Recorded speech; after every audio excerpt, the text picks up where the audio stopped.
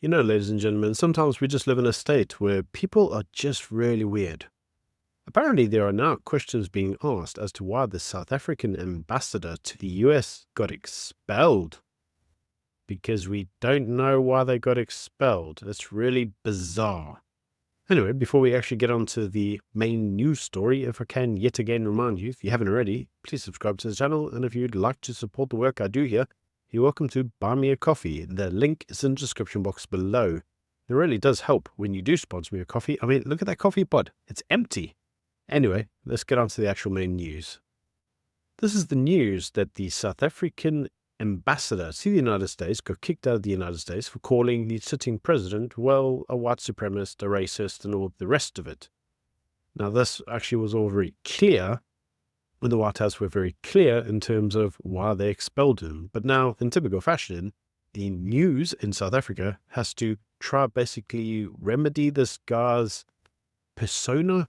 What are we trying to do? Rehabilitate him to the public? Now, there's a reason for this, and this is because this is the first ambassador to be kicked out of the United States since '94. Yeah, that's pretty embarrassing. Since '94. Anyway, apparently, the guy actually wasn't doing anything wrong, even though he insulted the sitting president. Whilst the sitting president has, and I quote, put South Africa on a watch list. I would say if there are 18 with Hunter Biden, that will be something I'll look at this afternoon. Okay? Sure. I just heard about it for the first time. So you have 18 Secret Service going. Where is he exactly? In South Africa. In South Africa. And South Africa, is on a watch list. You know that. Because what they're doing to people is brutal. And I've stopped having money go to South Africa. You know that. Billions of dollars. So he's in South Africa. That's very interesting. All right, I'm going to take a look at that. Thank you very much. Now, I don't know about you, but I just think that's bizarre. If you're trying to engage a sitting president, you don't insult him and then go to him and ask him for money. That seems really dumb. But in any case, in typical fashion, a bunch of academics, I don't know what else to call them, academics, liberal academics, what? I don't know why anybody bothers to go to university anymore. These academics are just cooked in the head. Universities are just so done. They are just so cooked. Anyway, some stupid, dumbass academic from the University of Wits. Is that even still a university? Anyway, apparently this person came out and said that the expulsion of the ambassador violated the Vienna Convention on Diplomatic Relations. Because according to this expert, to say everybody's an expert these days. Like, everybody just says, oh, I'm an expert because I one time read a book on international relations. This individual says that there was a process to follow. The United States didn't follow it. Ergo, they broke the provision. In fact, they didn't break that provision. They broke every provision of the Vienna Convention. Drown me a freaking river. Like, no one cares. You know who else doesn't care? Well, actually the presidency. And the reason the presidency doesn't care is because they know they can go crown me a river where you want, but Donald Trump is not buying it. And the question still gets asked, why is Trump having a difficult time with South Africa? What? No, this is the White House itself. Here you go. Both the President and the Secretary of State have made it clear what the problems are and what they have an issue with when it comes to South Africa. The unjust land expropriation law, as well as its growing relationship with countries like Russia and Iran. That's what prompted the serious review of our South Africa policy, which continues to be underway. They have taken also, the South African government, aggressive positions toward the United States and its allies, including accusing Israel, not Hamas, of genocide in the International Court of Justice, and reinvigorating its relationship with Iran to develop commercial, military, and nuclear arrangements. So this isn't one just of demeanor or decorum, however they add into it. This is a matter of a nation that is, we've again made it very clear, taking steps that are not in the best interest of providing a safe, secure, more prosperous America, let alone world, when it comes to the decisions they're making. So all of this is under review, but obviously part of it is, within the diplomacy of it, is to encourage a change in policy and posture. Of course that would be the point. The point is to encourage a change. As we've said on numerous occasions, it's not just about expropriation without compensation. It's also around the friends that South Africa tends to keep friends in terms of Russia and Iran. It's about the ICJ case, which they're trying to pursue at the moment against Israel for basically trying to get their own people back. In fact, Gator McKenzie has been very clear on the way he views this, and that is, if you came into my home, you stole a bunch of people, put them up for hostage, I'd slaughter everybody in your household to get my people back, and that's actually fair, and that's basically what Israel's doing. And you see, it's very interesting to watch this now because, according to current news, Israel has done a strike against the Palestinians, the people in Gaza, actually also known as Hamas, because that's really who they're fighting, Hamas. It just happens to be that the people there are obviously getting in the way of it. And the reason they've struck them is because Hamas hasn't actually returned their hostages. They've taken the prisoner exchange and not returned the hostages in return, so they've not complied with the peace deal. And as a result, Israel has led a strike. And what's actually now happened is that the University of Cape Town has issued a bunch of decrees that basically go out and condemn Israel in typical fashion. Apparently, Israel is their fault. And they're not going to accept any money from Israel, even though Israel doesn't give them any. And they refuse to do any academic research or say anything positive about Israel.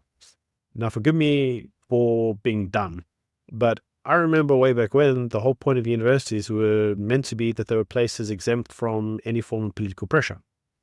It allowed the individual to do research without any form of, pressure from political points, church points. Like, there's a whole history on this. It all goes back to Martin Luther in Germany, way back in the 17th century. But apparently in South Africa, we have very biased universities that do take political sides, which is interesting because apparently the University of Cape Town actually is going to lose a shed load of money from the US because apparently the US sends them money too. Yeah, the more we learn, the US seems to fund everything. And yet we treated these guys really badly, like really badly. Now this actually becomes again interesting because according to the latest news, the South African government understands that it needs to repair this relationship and it needs to do it pretty fast. So in typical fashion, they're doing absolutely sweet diddly squat. Apparently they're trying to engage with the United States, and they understand that they need the United States because they need to try to get some opportunities via the G20. And obviously with the US being such a large trading partner and knowing that the US is able to do more for them or with them, they obviously want to try to repair the relationship. But they don't really know how, because in order for them to do that, they would have to not be retarded. They would have to, not sit there cozying up to Iran and stop basically condemning Israel and all these things they would say they can't do. They would have to stop expropriating property without compensation. They'll say, well, we're not doing that at the moment, and that's true, they're not. But this isn't a talk about what they're doing now. It's also a talk about what they're doing tomorrow. And they're still very fervent in this idea that actually they're going to expropriate property. In fact, Ronald Lamolla's on record as saying once the violence starts, he can't protect the white people from the violence that starts with the land grabs. Sounds like a good, honest position to take. Yeah, nothing to see here. Nothing to see at all. Let's also not forget that at the moment, we're also having a name change of the US consulate. I know I've said the US embassy a few times, and then I've had people correct me in the comment section. So to all of you people who corrected me, yes, I heard you. US consulate of 1 Santon Street to be renamed 1 Terrace Drive. Yeah, apparently the news is that if that happens, well, you're going to lose your consulate. Consulate's moving. In fact, the consulate's just closing. They're not going to have one. And whilst the debate is occurring on whether or not to change the name, we've got a councillor standing there going, we want Hitler. Because there's a guy wearing a kippah with a Star of David on top. Yeah. Nothing to see here. Nothing to see here. Nothing to see at all.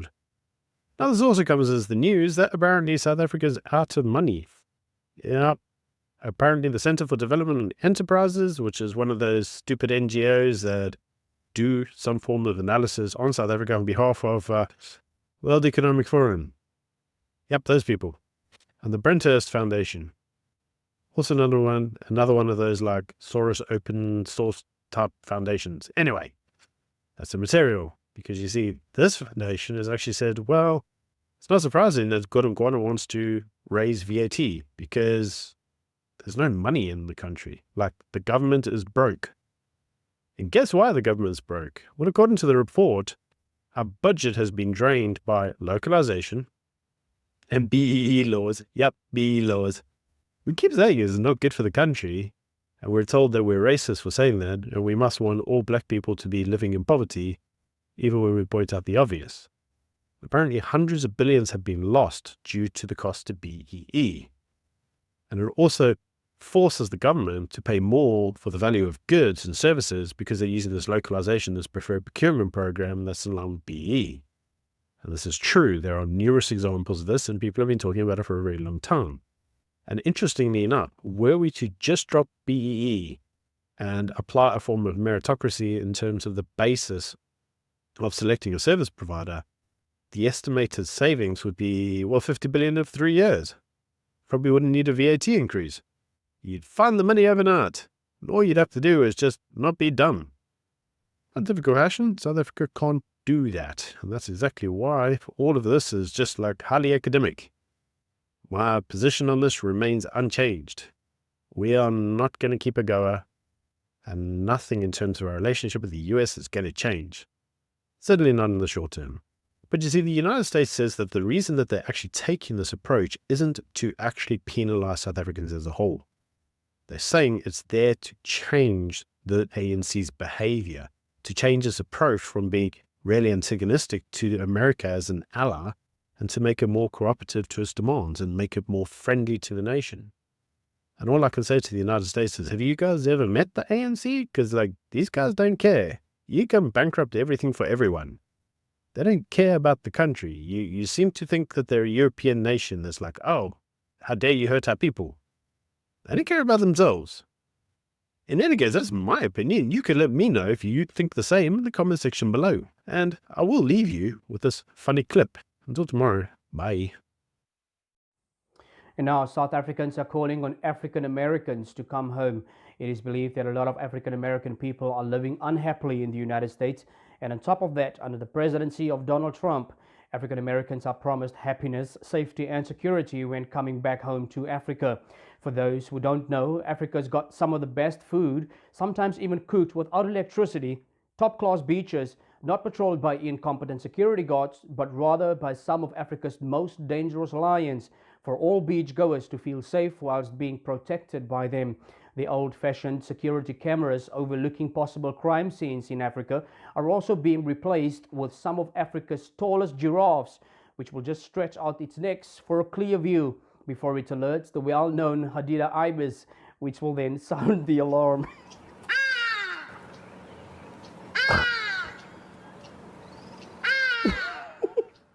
My humble apologies.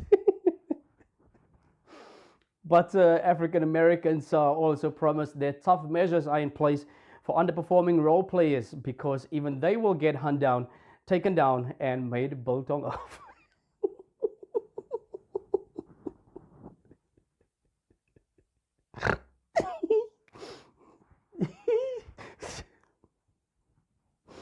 Just come home, African American people. Just come home back to Africa.